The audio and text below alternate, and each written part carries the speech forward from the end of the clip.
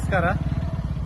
ನನ್ನ ಹಿಂದೆ ತಾವು ನೋಡ್ತಿರ್ಬೇಕು ಈ ನಮ್ಮ ಗುರುಗಂಗಾ ವಿರಜಾ ನದಿಯ ಏನು ಪರಿಸ್ಥಿತಿ ಇದೆ ಅಂತ.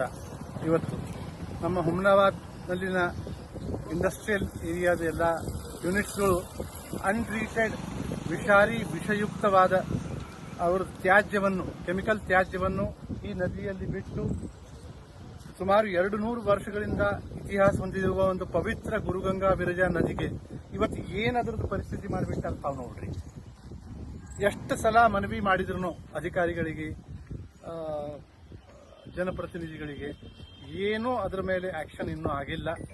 ಈಗ ತಾವು ನೋಡಬಹುದು, ಸ್ವಲ್ಪ ಝೂಮ್ ಮಾಡಿ ತೋರಿಸೋರಿಗೆ ಏನು ವಿಷಾಕ್ತವಾದ ಒಂದು ಕಪ್ಪು ಬಣ್ಣದ ಕೆಮಿಕಲ್ ತ್ಯಾಜ್ಯ ಹುಡುಗಾಡ ವಾಸನೆ ಬರ್ತಾ ಇದೆ. ಈ ಮೊಳಕೇರ, ಗಡವಂತಿ, ಮಾಣಿಕ್ ನಗರ್ ಇಲ್ಲಿ ಮೇನ್ಲಿ ಅಂದ್ರೆ ಮಂದಿಗೆ ಬಾವಿ ನೀರು ಯೂಸ್ ಮಾಡ್ತಾರೆ. ಆ ಬಾವಿ ನೀರಲ್ಲಿ ಈ ನೀರು ಪರ್ಕೊಲೇಟ್ ಆಗ್ತಾ ಇದೆ. ಈ ವಿಷಯುಕ್ತವಾದ ವಿಷಾಕ್ತ ನೀರು ಅಲ್ಲಿ ಪರ್ಕೊಲೇಟ್ ಆಗಿ ಜನರಿಗೆ ಎಷ್ಟೋ ತೊಂದರೆಗಳು ಆಗ್ತವೆ.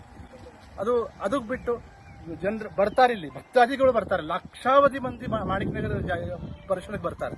ಅವರು ಈ ಪವಿತ್ರ ನದಿಯಲ್ಲಿ ಸ್ನಾನ ಮಾಡಿ ತೀರ್ಥವನ್ನು ತಗೋತಾರೆ. ಈ ನದಿ ಹಾಡತ್ ನೀವು ನೋಡ್ರಿ, ಇದು ಪರಿಸ್ಥಿತಿ ನೋಡ್ರಿ ಏನಾಗಿದೆ. ಅಧಿಕಾರಿಗಳಿಗೆ, ನಾಯಕರಿಗೆ, ಜನಪ್ರತಿನಿಧಿಗಳಿಗೆ ಎಲ್ಲರಿಗೂ ಹೇಳಾಯಿತು. ಏನು ಹೇಳಿದ್ರು